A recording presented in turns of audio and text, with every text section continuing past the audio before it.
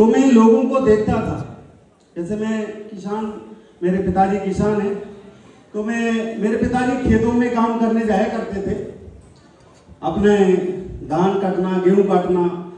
तो जाहिर है कि सारे लोग जाते हैं, यस नो, बच्चों के साथ ही तो काम करते हैं, अकेला तो कोई करता नहीं। तो मैं भी साथ में जाया करता था, लेकिन मेरा मन नहीं लगता था वो काम करने में। मैं लोगों को देखता रहता था, कोई बाइक से जा रहा तो बाइक को देखता था कि मेरे पास बाइक कब आएगी। कभी कभी मैं कार वालों को देखता था तो मैं भी सोचता था कि मेरे पास कार कब आएगी। तो इस तरीके से सोच सोच के कभी भी ऐसा जिंदगी में चल रहा था। कभी शादी में जाए, कभी स्कूल में जाए, हर व्यक्ति को जो कामयाब थे, सफल थे, उन्हीं को देखता था कि आज इन लोग ऐसे घूम रहे, मेरा नंबर कब आएगा। तो ऐसे लगा कि हमको पढ़ाई अच्छी करनी चाहिए, जब हम पढ़ाई अच्छी करेंगे तब हमारी नौकरी लगेगी। तो इस तरीके से जब 10वीं पास किया था, वैसे भी 10वीं पास करने के लिए हमने बहुत मेहनत किया, और मेहनत इतनी ज्यादा किया कि पहले साल में मैं फेल हो गया, रियल। फिर दूसरे साल एडमिशन दोबारा लिया, हो सकता है कि कोई गलती हो गई, तो फिर से और ज्यादा मेहनत किया, और ज्यादा मेहनत करने के चक्कर में एक सब्जेक्ट में दोबारा फिर से फेल हो गया, सोशल साइंस में। मैथ साइंस तो जैसे तैसे मैंने संभाल लिया, लेकिन इंग्लिश जो हमारे लिए बहुत ज्यादा टफ था, मैंने इंग्लिश के जितने भी क्वेश्चन और आंसर थे, मैंने आज दिन तक उसको याद नहीं कर पाया। एक ही चीज, 2 चीज याद कर ली थी, जो निबंध बोलते हैं हिंदी में उनको, तो 2-3 हमने निबंध याद कर लिए थे। तो मुझे 2-3 निबंध याद थे। उसके जो मेरे पीछे जो एक लड़की बैठी थी, उसको निबंध याद नहीं था, और मुझे दोनों याद थे। तो उसके वाले में जो आया था, मैंने उसको लिख के दे दिया, और मैंने उसको बोला जिसने मेरे क्वेश्चन आंसर है वो तू लिख के दे दे। और मैं इतना होशियार आदमी था, मैंने जो उसको लिख के दिया, उसने क्या किया, अपनी राइटिंग से नीचे लिखा अपने में, और मैंने क्या किया, उसी की राइटिंग वाला अपने में चिपका दिया। तो चलो ठीक है, मैं पास हो गया जैसे तैसे इंग्लिश में, लेकिन जहां पे उम्मीद नहीं थी कि ये इसमें फेल हो सकता हूँ, वो सोशल साइंस में मैं फेल हो गया। फिर दोबारा से एग्जाम दे करके तैयारी कर ली। तैयारी करने के बाद एक ही था कि अभी मेरी नौकरी लगना चाहिए, तो नौकरी को ढूंढना स्टार्ट किया। 11वीं क्लास में पढ़ रहा था, उसी समय मैंने कोचिंग में भी पढ़ाना स्टार्ट किया। तो ग्वालियर के अंदर पढ़ रहा था, ग्वालियर में भर्ती निकली थी। तो ग्वालियर में जब भर्ती निकला, वहां पे देखा मेहनत करने के बाद, तो वहां पे हमारा सिलेक्शन हो गया। सिलेक्शन होने के बाद जब मैं नासिक रोड में मेरा पोस्टिंग हुआ था, जब नासिक रोड में पोस्टिंग हुआ, वहां पर जब जा रहा था ट्रेन में, मुझे मम्मी पापा रिश्तेदार बहुत सारे लोग मुझे बिठाने के लिए आए। तो वहां पर मेरे आंसू गिर रहे थे, मैं रो रहा था। ऐसे लग रहा जैसे ना, आप लोगों ने देखा होगा जब दुल्हन अपने ससुराल जाती है, रोती कि नहीं रोती, उसी तरीके से मेरा भी हाल था वहां पे। और वहां जाने के बाद भी अकेला मन नहीं लगता, दुल्हन का तो मन लगने ही लगता है, थोड़ा सा 2-4 किलोमीटर वहां जाने के बाद फिर नहीं रोती, वो तो चुप ही हो जाती है। अब जो लोग लेडीज बैठे हैं उन्हीं को पता होगा, आप लोग क्यों हंस रहे। तो ऐसे वहां पे जाने के बाद भी मैं रो रहा था। फिर मैंने पापा को फोन किया कि मेरे से नौकरी नहीं होगा। एक बहाना बनाया कि मेरे पास पैसा नहीं है, और पैसा खत्म हो गया, यहाँ पैसा की जरूरत है, और यहाँ पे मैं नहीं रह। पापा ने क्या किया, वहां से कहीं से कर्जा लेकर के 10,000 रुपए लेकर के नासिक रोड ही पहुंच गए। बोला ले पैसा, तू इधर ही रह, पैसा की टेंशन मत ले। फिर मैं मजबूर था, जैसे तैसे मैंने ट्रेनिंग पूरा कर लिया। ट्रेनिंग करने के बाद लोगों ने बोला कि नौकरी में बहुत आराम रहता है, और नौकरी में अच्छी तनख्वाह भी मिलती है, तो आपको कोई दिक्कत नहीं आएगी। जब मेरा पोस्टिंग अलवर में हुआ, राजस्थान के अंदर पहली बार मैं पोस्टिंग गया था, तो वहां मेन गेट से मेरा अंदर, जहाँ पे मेरा बैरिक था, जहाँ पे मुझे जाना था, 2 से 3 किलोमीटर था। तो वहां से क्या, बक्से को सिर पे रख करके रात को 12 बजे वहां पे पहुंचा था। वहां पे कोई भी ऐसा साधन नहीं था, रात के टाइम था, तो बक्सा सिर पे रख लिया, वहां पहुंचा आराम से। और ऐसा था माहौल के 2-3 दिन के बाद मुझे राजस्थान में एक्सरसाइज में जाना था। वहां चले गए तो घर वालों को, रिश्तेदार को, सबको पता लग गया। पता लगने के बाद हमारे घर पे लोग आना शुरू हुए। पापा ने शादी फिक्स कर दी। तो शादी फिक्स भी ऐसे हुआ कि हमारे जो ससुराल वाले लोग हैं, जो ससुर साहब हैं, मुझे देखने के लिए नहीं आए थे। वो हमारे गांव में एक अच्छे व्यक्ति थे, हमसे बहुत ज्यादा पैसे वाले थे, उनकी जमीन ज्यादा ज्यादा है और वो शुरुआत से डीलर भी हैं, तो उन्हीं के लड़के को देखने के लिए आए थे, तो उनका लड़का पसंद नहीं आया। तो उन्होंने बोला अभी हम चलते हैं, तो हमारे चाचा जी हैं, तो उन्होंने बोला उनको कि मेरे गांव में एक लड़का है, नया नया आर्मी में लगा है, उसको आप देख लीजिए। बोला हाँ ठीक है। तो घर पे गए, घर वगैरह सब देखा, तो हमारे घर में कोई फोटो वगैरह थी, उनको दिखा दिया। बोला ठीक है, लड़का हमें पसंद है, शादी फिक्स कर देते हैं। तो हमारे चाचा जी थे, उन्होंने बोला अभी लड़का छुट्टी आ जाएगा, छुट्टी से आने के बाद जब देख लेना तो आप पसंद कर लेना, तब शादी फिक्स कर देना। बोला कोई बात नहीं, जब सरकार ने पास कर दिया तो हमें कौन सी दिक्कत आ रही है। तो ऐसे कैसे नौकरी की वजह से मेरी शादी हो गई, और अगर नौकरी नहीं होती हो सकता भी परेशानी झेलनी पड़ती, ऐसा ना। तो चलो जैसे तैसे नौकरी लगने के बाद धीरे धीरे समय बीतता गया। जो हमारा सपने थे, जो हमारे ड्रीम थे कि मुझे कार लेनी है, मुझे बहुत ज्यादा पैसा कमाना है, तो नौकरी से ऐसे चलता रहता था। एक दिन ऐसा भी बात हुआ, मेरा लास्ट पोस्टिंग प्रयागराज के अंदर था कि 1 तारीख को तनख्वाह आती है, 10 तारीख तक सबकी खत्म हो जाती, ऐसा नो। जो नौकरी कर रहे हैं उनको भी ये समस्या आई जाती है कि 1 तारीख को तनख्वाह आने के बाद जब पैसा खत्म हो गया। मेरे पास क्या अकाउंट में 100, 200, 500 रुपए भी नहीं थे, तो मैंने अपने दोस्त से 500 रुपए उधार लिया। उधार लेने के बाद मैं सब्जी मार्केट में गया, तो वहां पे क्या हम लोग ज्यादा ट्रैक सूट पहन के रहते थे, तो हमने इसी वाली जेब में डाल लिया। अब वो मोटरसाइकिल पे गया, वो पता नहीं कहां से 500 का नोट गिर गया। वहां जाने के बाद ऐसा भी नहीं था, पहले फोन पे ऐसा कुछ चल रहा नहीं था और अकाउंट में थे भी नहीं, तो हम कहां से ले, वापिस आ गया। मैंने वहां से सब्जी नहीं खरीद पाया, उल्टा उस आदमी को मुझे 500 रुपए भी देने पड़े।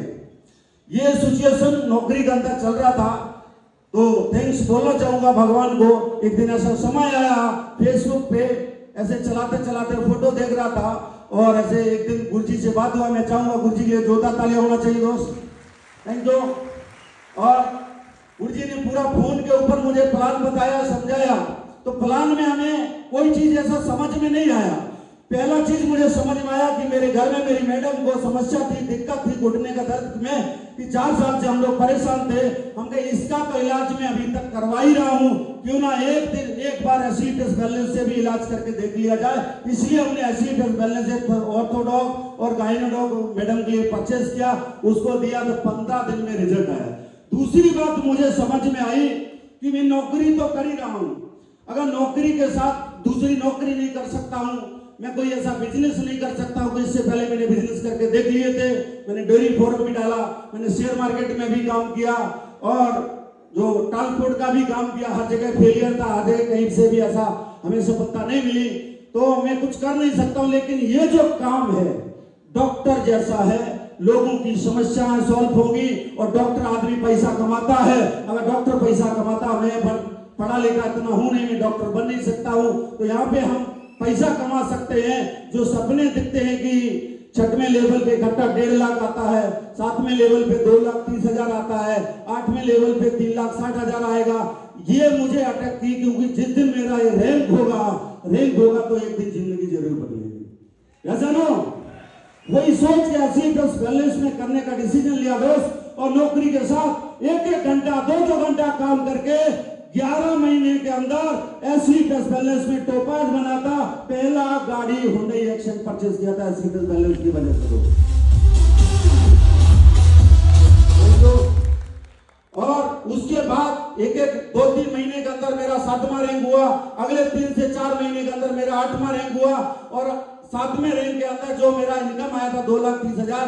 तो मुझे ड्रीम था, सपना था कि लोगों के हाथ में जब मैं आईफोन देखता था तो समझ में आता था कि लोग कोई अमीर आदमी होगा, उसी के पास आईफोन होता है दोस्त। उसी समय पे आईफोन 10 चल रहा था। आईफोन 10 को 1,02,000 रुपए का परचेज जब किया था मैंने, तो हमारे ससुर साहब एक दिन आए थे इलाहाबाद के अंदर, उन्होंने ऐसे पलट के देखा 1-2 बार और बोला 1 लाख रुपए में तो 1 बीघा खेत आ जाता, इसमें इन्वेस्ट करने की क्या जरूरत थी। लेकिन मुझे चाह थी कि जिन लोगों के हाथ में आईफोन देखता था, और जैसे ही 8वां रैंक हुआ और 8वें रैंक का पैसा आया, तो मैडम बोलने लगी कि आपने अपने लिए मोबाइल खरीद लिया, अपने लिए कार खरीद लिया, लेकिन मेरे लिए कुछ नहीं खरीदा गया।